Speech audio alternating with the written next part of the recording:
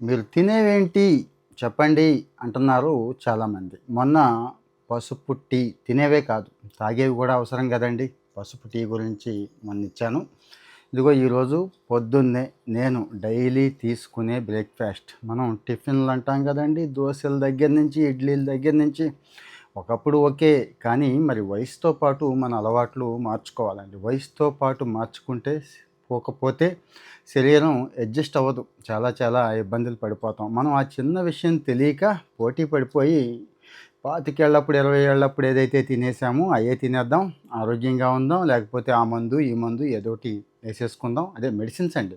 అనుకుంటున్నాం గదా! అక్కడే చాలా తప్పు చేస్తున్నాం. ఆహారాన్ని ఔషధంలా తీసుకుంటే హాయిగా ఉంటామండి. లేకపోతే చివరి రోజులెందుకు 50 ఏళ్ళ నుంచే ఔషధాలని ఆహారంలాగా అంటే అన్నన్ని టాబ్లెట్స్ మింగాల్సొస్తది. రోజు హాస్పిటల్‌కి తిరగాల్సొస్తది కదా! ఆ బాధ లేకుండా లైఫ్ స్టైల్‌లో చిన్న చిన్న మార్పులు చేసుకుంటే చాలండి బాబు.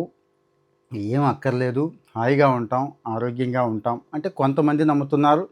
ఆ నమ్ముతున్న వాళ్ళ కోసమే నేను ఇదిగో మామూలుగా చేసేస్తున్నాను. ఇక ఏ హడావిడి వగైరా వీడియోలు, గ్రాఫిక్సు ఏవి ఉండవు. అన్ని విషయాలు వాస్తవాలే చెప్తాను కాబట్టి చాలామంది అడుగుతున్నారు కాబట్టి చెప్తున్నా. సో, నేను ఆరోగ్యంగా ఉండాలి, పొట్ట ఆరోగ్యంగా ఉండాలి, గుండె బాగుండాలి, బరువు కంట్రోల్‌లో ఉండాలి, ఇంటర్నల్ ఆర్గాన్స్ కూడా బావుండాలి, ఇక జుట్టు, స్కిన్ దగ్గర నుంచి అన్నీ బావుండాలి అనుకుంటే ఇదిగో ఈ టిఫిన్‌కి వచ్చేసేయండి. టిఫిన్ కాదండి ఇది.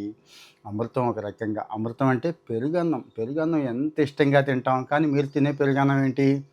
మంచిగా బియ్యం ఏసేసి, వండేసి, అందులో అంత పెరుగు కలుపుకొని అంత తినేస్తారు. అందులో ఏ ఫైబరు ఉండదు. గ్లైసెమిక్ ఇండెక్స్ ఏమో చాలా దారుణంగా ఉంటుంది. ఇన్సులిన్ స్పైక్ టక్‌మని వస్తుంది.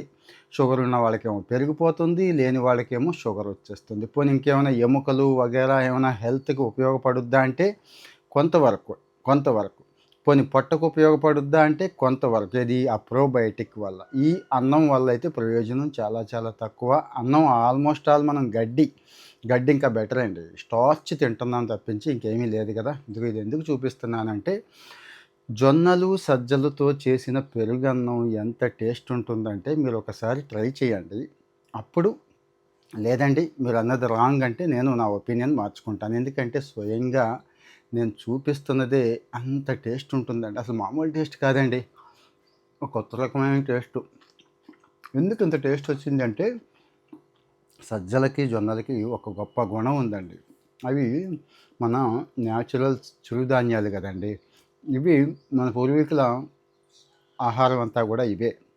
మనం అడ్వాన్స్ అయిపోయి ఫ్యాషన్‌కెళ్ళిపోయి రైస్‌కి పడిపోయి ఆ రైస్‌ని అలవాటు చేసేసుకొని 2, 3 తరాల నుంచి లైఫ్ స్టైల్ పాడు చేసేసుకుంటున్నాం. సో, ఈ సజ్జలు, జొన్నలు తెచ్చుకోండి. కాకపోతే ఇంకో సమస్య ఏంటంటే ఈ మైదాన ప్రాంతాల్లో మందులేసేస్తున్నారండి. ఈ సజ్జలు, జొన్నలు కూడా మందులేసి పండించేస్తున్నారు.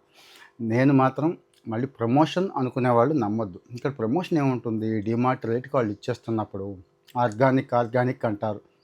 ఎంతవరకు ఆర్గానిక్కో మీకు తెలుసు. నేను ఆ మధ్య వైజాగ్ ఉత్సవానికెళ్ళినప్పుడు కొంతమంది పరిచయం అయ్యారు.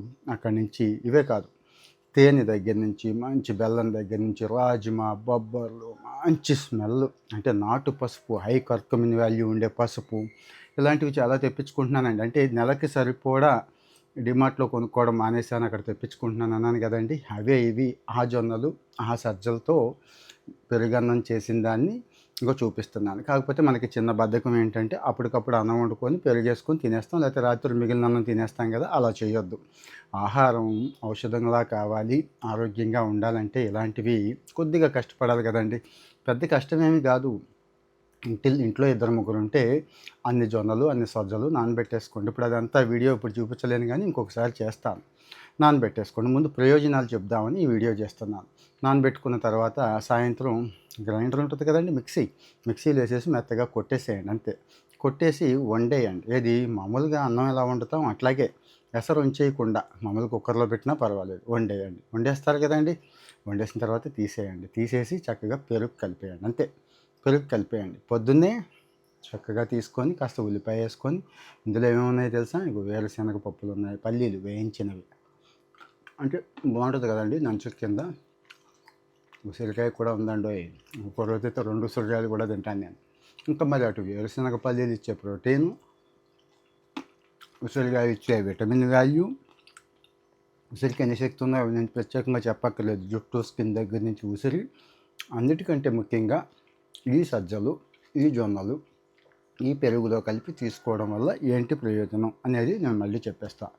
మంచి ఫైబర్ ఉంటుందండి, రిచ్ ఫైబర్. ఇంకా అంతాంటి ఇంటాంటి ఫైబర్ కాదు, సూపర్ ఫైబర్ అన్నట్టు.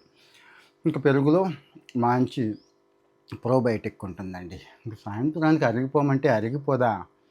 పొట్ట కడుపు నిండిన ఫీలింగ్ ఉంటుంది. ఆ చెత్త ఈ చెత్త తినాలని అనిపించదు. సాయంత్రానికి అరిగిపోతుంది. పొట్ట కూడా హాయిగా ఉంటుంది, చల్లగా ఉంటుంది. ఇవాళ రేపు మొత్తం పొట్ట రోగాలే కదండి. అదే పొట్టకి సంబంధించిన రోగాలు, జీర్ణ వ్యవస్థ పాడైపోతుంది.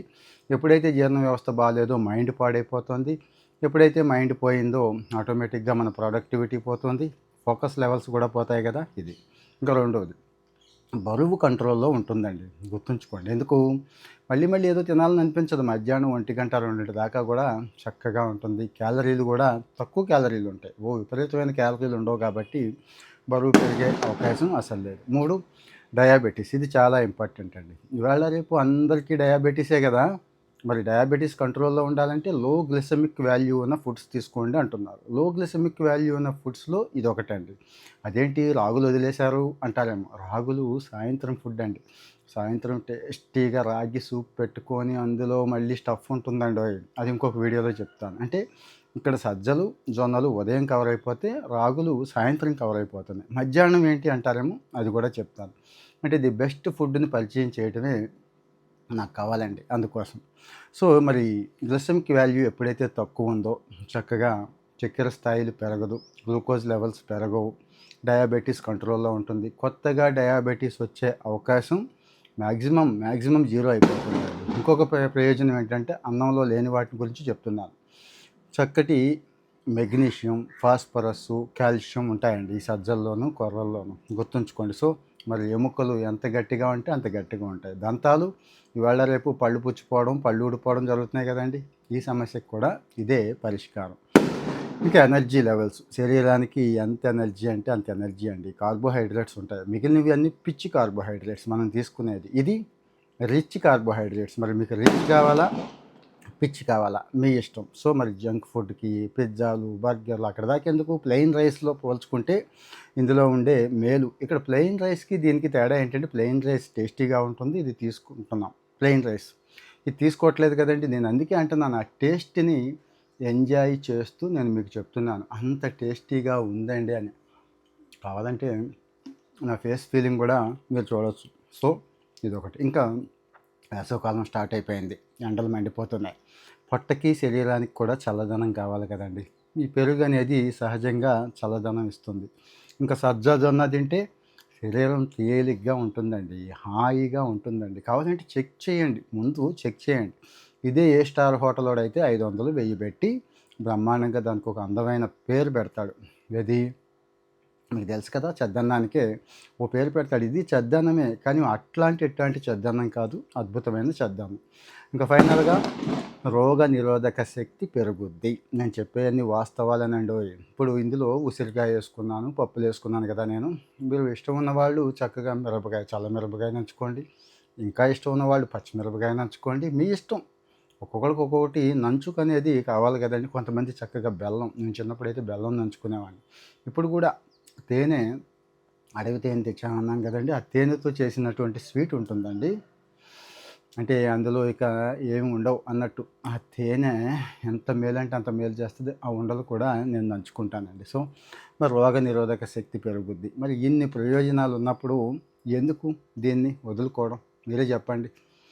సో దయచేసి ఒకసారి ట్రై చేయండి. మళ్ళీ ఇంకొకటి అనుకుంటారు, మీరు ఏదో ప్రమోషన్ చేస్తున్నారని. కాదు, వాళ్ళు ట్రైబల్స్, నేను అక్కడి నుంచి తెప్పించుకుంటున్నాను, మీరు కూడా వీలైతే తెప్పించుకోండి. కానీ అది ఎక్కడి నుంచి తెప్పించుకున్నా పర్వాలేదు, తెప్పించుకోకపోయినా పర్వాలేదు, మీకు లోకల్గా దొరుకుతున్నాయి రకరకాల చోట్ల అన్నప్పుడు ఒకసారి ట్రై చేసేయండి. వండే పద్ధతి పెద్ద వీడియో ఏం అక్కర్లేదు. లేదంటే అర్థం కాలేదు, వండుతూ కూడా ఒక వీడియో చేయండి అంటే నేనే ఎలా ప్రిపేర్ చేసుకుంటున్నాను ఏంటనేది ఆ వీడియో కూడా ఇస్తాను. కొంతమంది అడుగుతున్నారు, మీరు అన్నీ ఇస్తున్నారు కానీ ఆ సమాచారం అది ఇవ్వట్లేదని.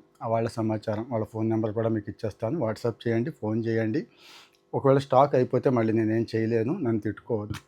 ఉండగానే తెప్పించుకోండి. వాళ్ళ దగ్గర ఏ స్టాక్ ఉంటే ఆ స్టాక్ తెప్పించుకోండి. నా దగ్గర అయితే అంటే నేను ఏ స్టాక్ ఉంటే ఆ స్టాక్ పంపేయండి నాయన, డబ్బులు ఇచ్చేస్తానని చెప్తాను, పంపేస్తున్నారు. సో తక్కువలో ఆరోగ్యం, ముఖ్యంగా మన నేటివ్ ఫుడ్డు, ముఖ్యంగా మన జీన్స్‌కి ఫిట్ అవుతున్న ఫుడ్డు. అంతే కదండీ! మన పూర్వీకులంతా ఇదే తిన్నారు కాబట్టి. మనల్ని ఆరోగ్యంగా ఉంచే ఫుడ్డు మీకెందుకు పంపిస్తున్నాను అంటే, ఈ వీడియో చేస్తున్నానంటే, లైఫ్ స్టైల్‌లో చిన్న చిన్న చేంజెస్ చేసుకుంటే చాలు అద్భుతాలు జరుగుతాయి. ఆరోగ్యంగా ఉండొచ్చు. హాస్పిటల్స్ చుట్టూ తిరగాల్సిన అవసరం లేదు. ఇప్పుడే నేను వాకింగ్‌కెళ్ళి వచ్చాను మీకు తెలుసు. అంటే తిండి ఒకటే కాదండి. తిండి 80% తిండి. తిండి మీద ఫోకస్ పెట్టుకుందాం. 20% ఫిజికల్ యాక్టివిటీ కూడా ఉండాలి. మరి మంచి ఫిజికల్ యాక్టివిటీ చేయడం మర్చిపోవద్దు. తిండి విషయంలో ఇలా జాగ్రత్త పడండి. మరి నేను తింటున్నవి, తాగుతున్నవి మీకు స్వయంగా పరిచయం చేసి ఆ లాభాలు కూడా చెప్పేస్తున్నాను కాబట్టి దయచేసి ఒక లైక్ ఇవ్వండి. తెలుగు రాష్ట్రాల్లో ఆరోగ్యం పాడైపోయి చాలా బాధపడుతున్నారు చాలామంది. వాళ్ళకి ఉపయోగపడుతుంది. అలాగే ఫాలో అవుతూ ఉంటే ఇలాంటివి సమాచారం ఎప్పటికప్పుడు ఇంకా చాలా ఉన్నాయండోయ్. చాలా చాలా ఉన్నాయి. అన్ని విషయాలు కూడా షేర్ చేస్తూ ఉంటాను. Thank you.